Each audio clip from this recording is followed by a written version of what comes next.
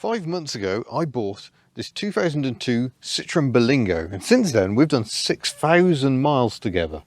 So I thought it was time to do a sort of a review of how it's been over those 6,000 months and why it's actually like to drive, why I like it so much, because I wouldn't do that many miles in something I did not like. Interesting to note that this Hall, Newarth Pongarag Hall, was built in 2002, so it's the same age as the Berlingo. But yeah, let's take a closer look. So the Berlingo was actually launched in 1996. It's the clever use of car running gear in a very useful van-shaped body. I believe the front end has sort of Citroen Zara, Peugeot 306 origins. The rear axle is a bit beefier. I believe it's out of a Peugeot 405. What that actually means is we've got McPherson struts up front, transverse engine, all very conventional, and at the back we've actually got torsion bar. It's not torsion beam, separate bar for each side, so it is independent. It's very compact, it's very flat. You can actually see, because one of the things we've had to do is replace the rear suspension. Here is our brand new torsion bar. That's the end of one of them right there, and we replaced the entire axle. So that was something we had to do fairly early on after a catastrophic failure. That is something that can happen on these vehicles, but I should point out this one's now done 177,000 miles, so she's not in the first flush of youth. So the van came out in 1996. The multi-spas estate car version came out in 1998, which means next year is anniversary year. That is quite exciting. And it's got all the hallmarks of a great family car, because it's just big, practical, boxy. It's everything modern SUVs are not. It's fairly low to the ground, but it still has actually really good ground clearance. But it's all about the luggage space. Huge boxy boot at the back. We've got the big tailgate on most multi-spasses. Some of the later ones could be had with a split rear door like the van and twin rear wipers, but we've got the massive tailgate. And I will say the only problem with this is the amount of space you need to open it. You can't park too close to anything because it is huge, and can't actually open the tailgate when I've got our little folding camper attached. Boot space, it's a complete mess in here because this is a family car. This is what family cars look like. Family cars are not immaculate show queens. But yeah, it's a really useful space. Of course, the only problem is the rear seat back is slanted, so that does rob you a bit of space. But it's easy to push the headrests down, click that, and the seats fold down, and then they tumble forwards as well. It creates an awful lot of space, and it's not too difficult to take out the entire bench. In fact, I'll probably be doing that later this week. I'm off to collect some Ford Fairmont parts for my Australian Ford, and I think I'll take the rear seat out entirely just to create a bit more space, give a bit more flexibility. Obviously the sliding doors are a huge part of the appeal as well. No parking dings to be created here because they open up with the minimum of fuss. I did get slightly confused by these door handles initially. You pull it back to open, and if you pull it forward, you'll see it operates that little claw down there, so it locks back, he says, and then you pull the handle forward to release that, and then you close the door. They do feel a little flimsy. I have to tell the children to be careful because it does feel like you could snap these handles easily enough. We don't really want to go there. But if I put the head restraint back up for myself, hop aboard again, excuse the detritus and chaos. This is family motoring. It's a really nice place to sit. The kids actually really like it back here. There are no armrests or anything in the doors, and the windows only pop open, but it's actually a really nice space. They sit here with Titch the dog in the middle, but if we have 3 children, there is a third 3-point seat belt that clips in here and here. So yeah, it's all set up very nicely. Little storage nets up here. We haven't got the Modu top, so we haven't got broken bits of plastic above our head. Modu top had lots of various storage. It had glass channels that can leak. So really, I think we've actually got the better setup. The family really wanted the Modu top, but I think this works better for us. Have still got a little storage shelf up there, which we use for absolutely nothing at all. There are little storage buckets here. And in terms of the front seats, if you pull the handle one way, you can actually tip the seats. So I think that's what people with camper conversions do, just to get a bit more length. So if you tumble this seat down, you can have something in the boot that folds out and gives you enough space to sleep in. don't fancy it myself. I'm going to stick to using a tent or our folding camper. But we shall move forwards to see what the driving position is like. Once I pull my enormous tailgate down, that is. It does tend to need a bit of a slam, and because French, the interior plastic is falling off. There must be quite a lot of force on it. But yeah, hopping aboard. It's just, again, a really nice space because it's a bit vanish. The seat is quite high. It's a really nice driving position. I find driving my Ford Fairmont is a more traditional sort of sitting low. And I don't like that so much. I prefer to sit a bit higher up. I've got somewhere for me to bang my elbow.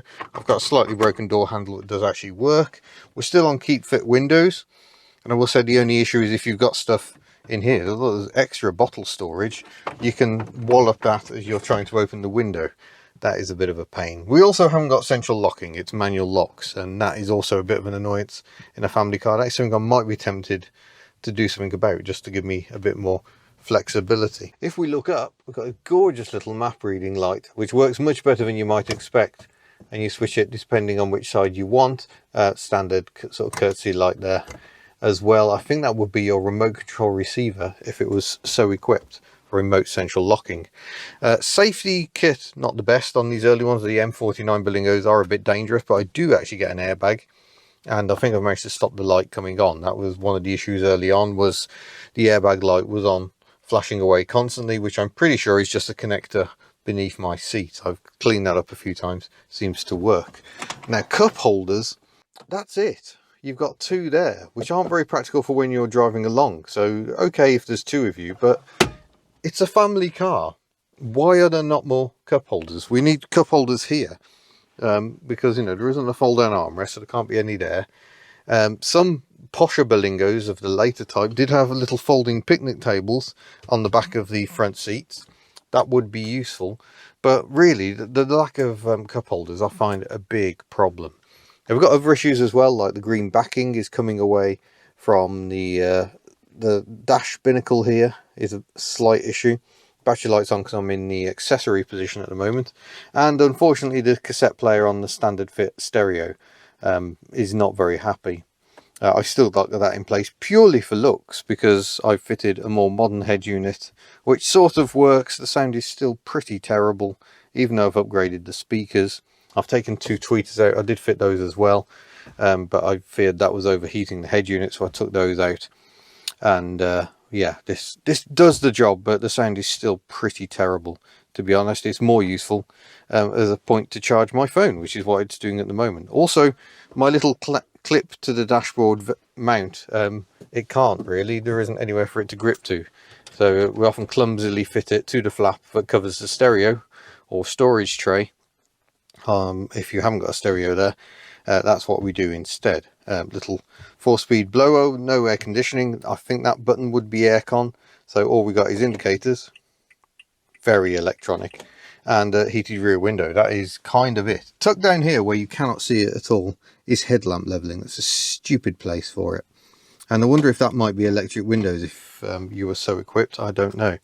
The M59 Berlingos had the electric window buttons on the main dashboard here.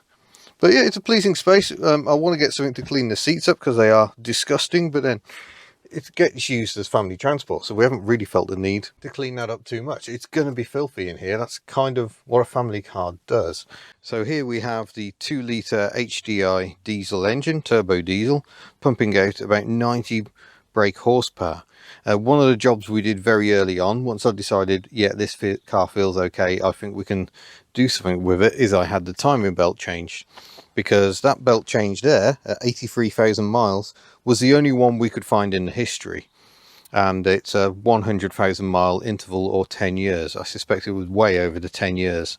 So we had the cam belt changed. That proved to be a bit of a pig of a job, getting the crankshaft pulley off. And I will also point out there should be an acoustic cover over the top of the engine here to cover it up.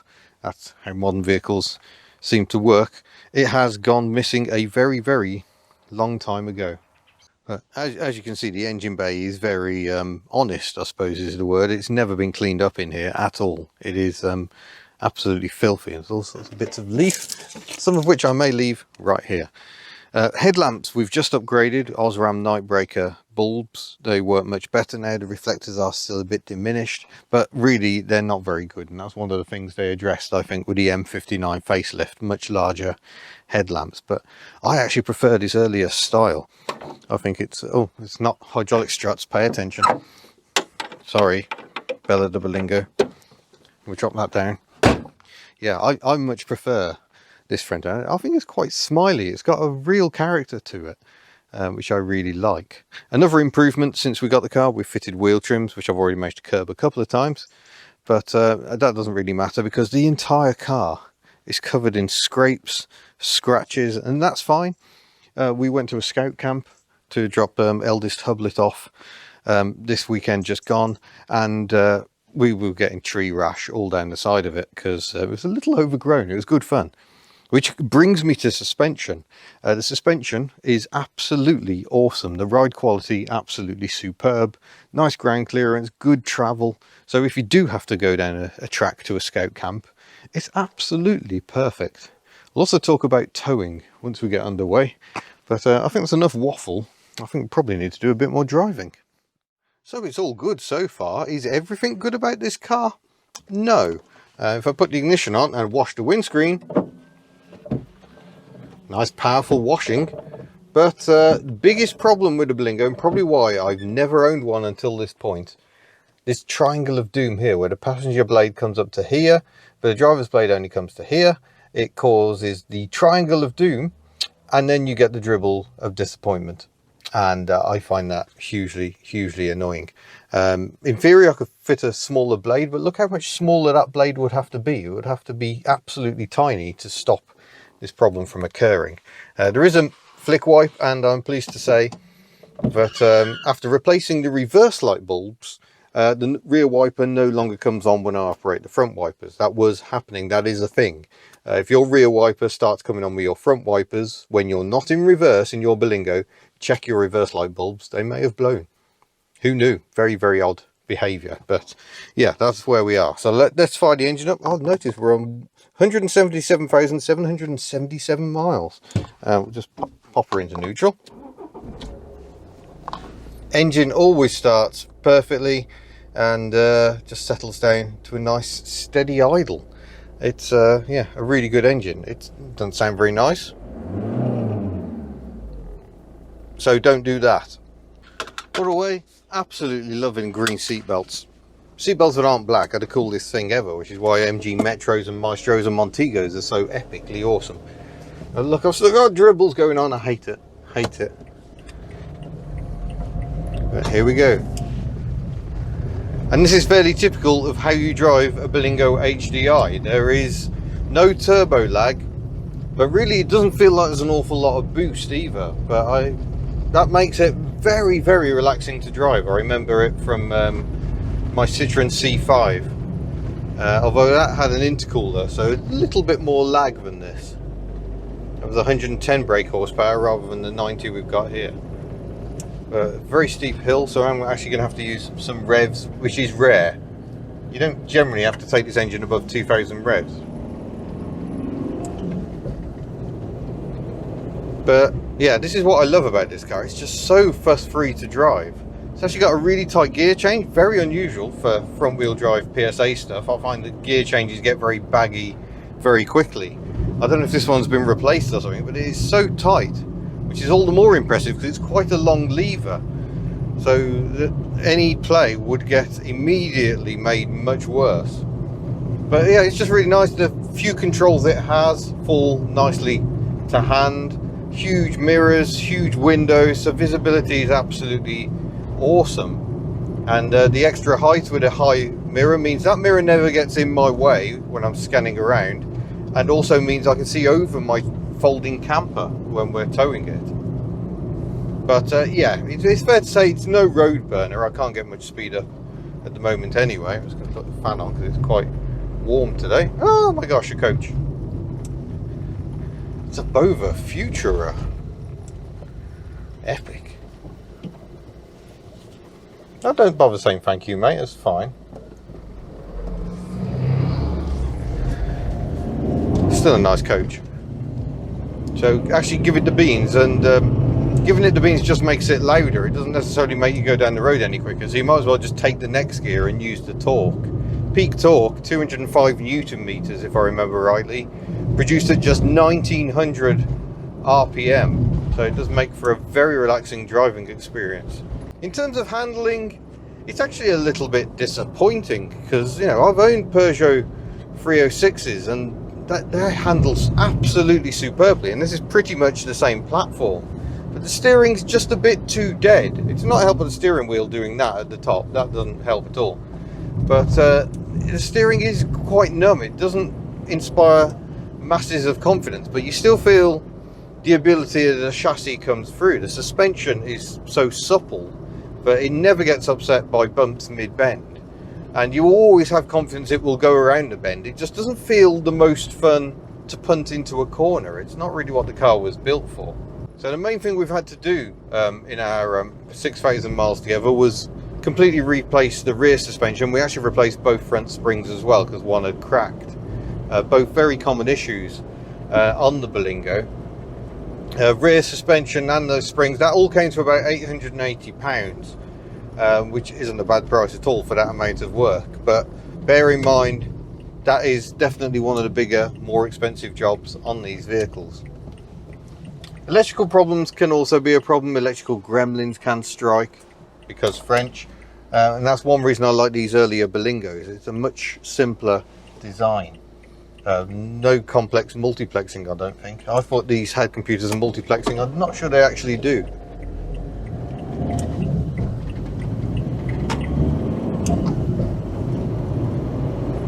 And the good thing about keeping the revs down as well, and also not going foot flat to the floor, this is just general acceleration. We're just hitting 50 miles an hour now. How relaxing is that compared to some of my other vehicles? And if I keep my foot in, that's 60. And yeah, it's just so peaceful and relaxing at speed. There's a fair bit of road noise. Haven't got the load cover in the boot at the moment, and the rear arches are exposed. There's no sound deadening or anything over the wheel arches, and I think that probably allows a bit too much road noise to come through the structure.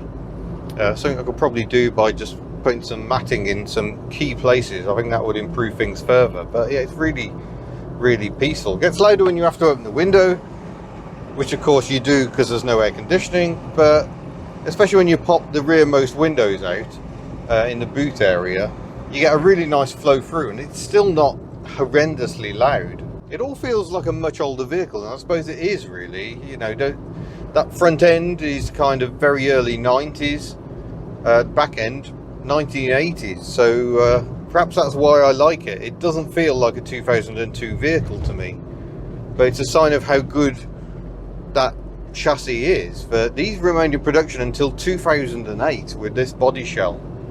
Later M59 just changed the front structure for better crash protection, and like I say, they did complicate things a bit more on the electronics front, but fundamentally still a very simple vehicle, and to me very much part of the appeal. In terms of fuel consumption, the best we've achieved is 60 mpg. That's trying to stick to a 60 mile an hour cruise on the motorways, and in the Netherlands that's not a problem, because during the daytime that's as fast as you're allowed to go. And then that trip was when I saw my best mileage. Towing, we're getting sort of low 40s, which still isn't too bad, especially given my Australian Ford Fairmont is doing 18 mpg towing, even on smooth roads. So yeah, this has been a much needed economy vehicle just at the right time. As fuel prices have gone so high, everyone's after a bit of economy.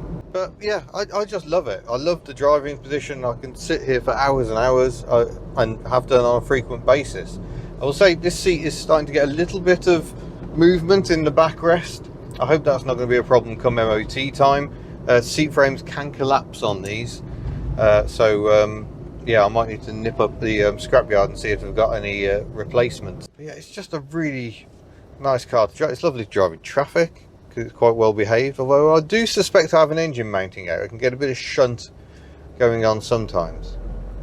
As a tow vehicle, not the best, if I'm honest, because it hasn't got the most power and it quickly runs out of oomph on hills. So yeah, that's not my favourite. It could do with a bit more power. I have considered whether I should go and get a remap. You can map these engines. I think without doing intercooler mods, I think you can take them up to about 120 brake horse, and that would make a big difference. It's primarily a bit more torque. The gearing is really tall, so it cruises beautifully. But it does mean around here, 5th gear, I'm often having to drop out just because I need a bit more grunt. So it would be better to have a little more. But yeah, it's just been the perfect vehicle for us at the perfect time. Which is why it's worked so hard. It is in use almost every day. It's the new default daily driver on the fleet. It was the Fairmont, but I couldn't keep doing that without fuel economy. It just wasn't going to work. So I can forgive it the Triangle of Doom on the wipers, and I can forgive it the fact it isn't the best tow vehicle. The suspension is too soft really at the back, so you have to be very careful with your nose weight. And of course, as someone who loves hydraulic Citroens, that's annoying, because a hydraulic Citroen, you can kind of chuck whatever weight you want on the back. It'll always level up. This does sag its backside if you load it incorrectly, and that can be a challenge when we're going away. Yeah, overall, it's fantastic. And dare I say it, I think the ride is better in this Berlingo than it is in some of the hydraulic Citroens. So here we got some twistier roads. Brakes, I'm reminded, are not the best. The pedal is a bit spongy, and you do end up doubting their efficiency fairly often. We've had some work done because the rear brakes weren't working properly.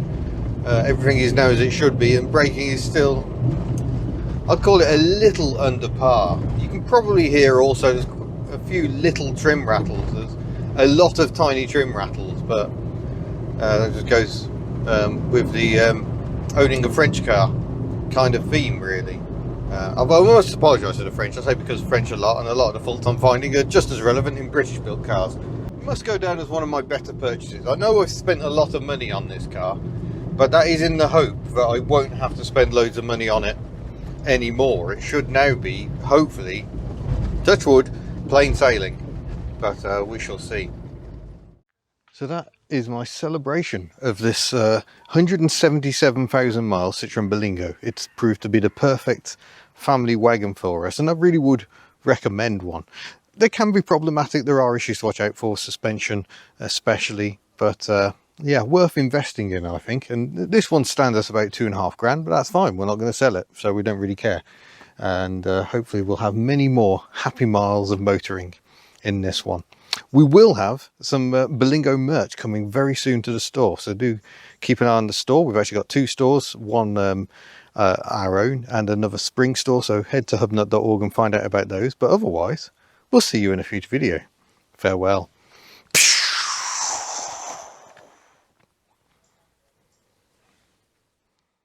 Oh, there is one thing I really dislike, and it's this. That's the key warning, which on occasion will go off even when the key's not in, because French.